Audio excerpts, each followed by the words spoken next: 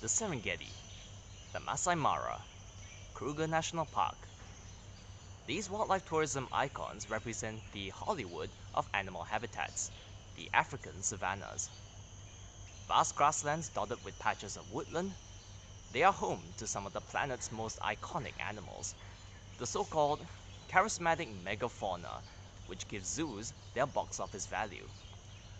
Walk with me through the Wild Africa Zone here at Singapore Zoo and get acquainted with some of these wildlife superstars as well as their supporting cast.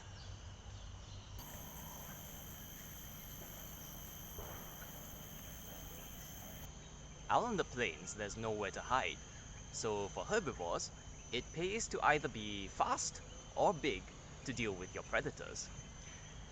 And one group that definitely opted for the upsize choice was this one, the rhinoceroses.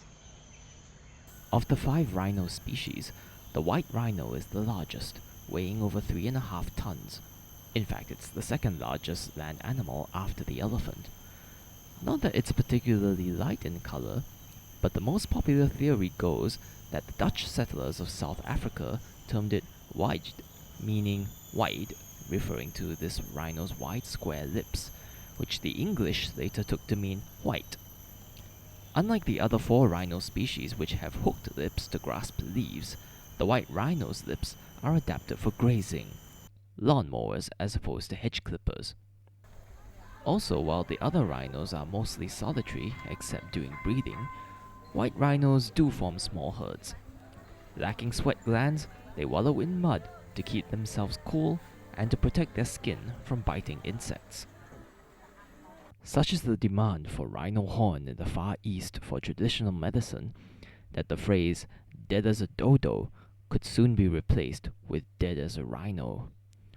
Although the southern subspecies of white rhino is now the most abundant population at over 18,000 in the national parks and private game reserves, the northern subspecies has only 2 females left, Najin and Fatu, with the death of the last male Sudan in 2018.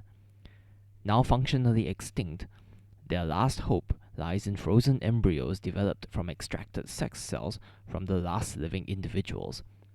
It is hoped that these embryos can be implanted into surrogate mothers from among their southern cousins to produce viable offspring. Despite being the biggest threats to all the savanna's inhabitants, humans were relatively latecomers to the hunting scene.